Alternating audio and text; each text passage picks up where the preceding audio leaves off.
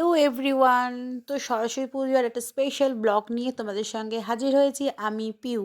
তো বুঝতেই পারছো সরস্বতী পুজো মানে স্পেশাল একটা দিন। এই দিনটাতে বাড়িতে আমরা প্রথমে সকালে সরস্বতী পুজো করেছি, তারপরে ছেলেকে নিয়ে বেরিয়ে পড়েছি তার স্কুলের উদ্দেশ্যে।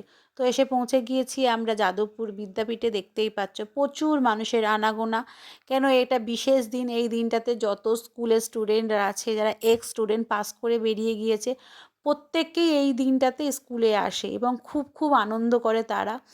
এবং এখানে একটা খুব সুন্দর সবাই মিলে এত সুন্দর একটা অনুষ্ঠান হয়, মানে অনুষ্ঠান বলতে কোনো নাচ গান কিছুই না, কিন্তু একে অপরের সঙ্গে একটা মিলন।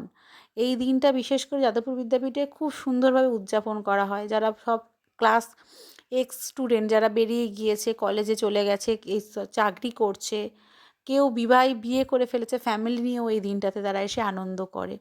এবং এখানে খুব সুন্দরভাবে ফুল দিয়ে সাজানো হয়েছে, আর ওখানে মা সরস্বতী বসে আছে। কিন্তু এতটাই যে ভিড়, যেমন আমরাও ভিডিও করছি তেমন সবাই ভিডিও করছে, সেই জন্য ছবি তোলার মানে পজিশন খুবই খারাপ।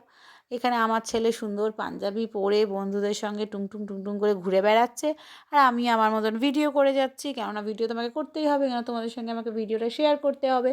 তো দেখতেই পাচ্ছ ওখানে সরস্বতী মা বসে আছে, আর এখানে অসম্ভব সুন্দর করে সাজানো হয়েছে। আমি সেটাই ভিডিওতে তুলছি, কেন আমার খুব ভালো লেগেছে এই জায়গাটা, এত সুন্দর লেগেছে। কিন্তু এত ভিড়, মানে আমি যে দাঁড়িয়ে ছবি তুলবো সেই পরিস্থিতি নেই। যাই হোক, এইসব কিছু বাদ দাও, এখন আমরা যাব খাওয়ার জন্য। খেতে গেলে আমাদেরকে যেতে হবে মাঠে, কেন মাঠেই প্রতি বছর খাওয়ার ব্যবস্থা করে। কিন্তু এই ভিড়টা দেখে তোমরা কেউ ভুল করে ভেবে ফেলো না যে আমরা কুম্ভ মেলায় পৌঁছে গেছি, একদমই না। আমরা কোনো কুম্ভ মেলায় যাইনি, আমরা এসেছি বিদ্যাপীঠ, যাদবপুর বিদ্যাপীঠে খেতে যাব বলে মাঠে যাওয়ার রাস্তায়। তো এখানে তো অসাধারণ ভিড়, হয়তো অনেকে দেখে বুঝতেই পারো যে আমি কুম্ভ মেলায় পৌঁছে গেছি, কিন্তু একদমই না। এখানে খাওয়ানো হচ্ছে, এখানে রান্না হয়েছে, দেখতে পাচ্ছ বেগুনি। বেগুনিগুলোকে আবার হয়তো গরম করার জন্য তেলের মধ্যে ছেড়ে দেওয়া হলো। তবে যাই হোক, আমরা কিন্তু বেগুনি পেয়েছিলাম, কিন্তু আমার পরে কিছু বন্ধুবান্ধব তারা বেগুনি পায়নি। যাই হোক, সেটা তো ভাগ্য।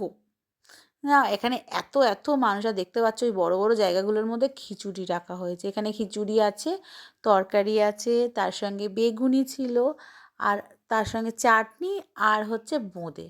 সব মিলিয়ে অসাধারণ একটা ব্যাপার। আর এই খিচুড়ি, এই রোদের মধ্যে দাঁড়িয়ে হাতে প্লেট নিয়ে এই খিচুড়ি নিয়ে খাওয়ার মজাটাই আলাদা। প্রথমত গরম খিচুড়ি, দ্বিতীয়ত রাখার জায়গা নেই। সব মিলিয়ে একটা দারুণ ব্যাপার। দেখতেই পাচ্ছ প্রচুর লাইন পড়েছে, আমরাও লাইন দিয়েছি, কারণ আমি যেহেতু ভিডিও করছিলাম সেই জন্য স্মৃতি আগে এসে লাইন দিয়েছে। ওখানে দেখতেই পাচ্ছ স্মৃতিকে। আর পূজা ম্যাডাম আগে চলে এসেছে এবং এসে তার খাওয়া দাওয়া কমপ্লিট হয়ে গেছে। দেখলেই রায়ান বলল যে আমার খাওয়া হয়ে গেছে। আর এখানে পূজা তো হেসেই পাগল, আমাকে কেমন লাগছে বল। আর এখানে নিহারিকা খিচুড়ি খাচ্ছে, কিন্তু তার প্রচুর ঝাল লেগেছে। সে তো ঝালেতে পাগলা হয়ে যাচ্ছে, কিন্তু তাকে তো খেতে হবে। যাই হোক, তার মা তাকে খাইয়ে দেওয়ার জন্য ব্যবস্থা করছে, আর আমরা এখানে লাইনে দাঁড়িয়ে আছি। এতটাই ভিড়, আর তার মধ্যে রোদ, সব মিলিয়ে তো সাংঘাতিক ব্যাপার। যাই হোক, এসেছি যখন তখন তো খিচুড়ি খাবো, খাবো দাবো, যার পর যাবো।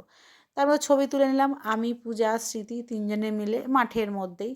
তারপরেই পৌঁছে গেলাম আমরা ইউনিভার্সিটির মধ্যে। দেখতেই পাচ্ছ আমরা 5 সখীতে ছবি তুলে নিলাম, তার সঙ্গে 5 সখীর বাচ্চাগুলোও দাঁড়িয়ে পড়েছে, কুচো চিংড়ির দল। সেই কুচো চিংড়িগুলোও ছবি তুলে নিল, তারপর আমরা দেবাদেবী ছবি তুলে নিলাম। তো সম্পূর্ণ ভিডিওটা তোমাদের কেমন লাগলো প্লিজ কমেন্ট করতে ভুলো না।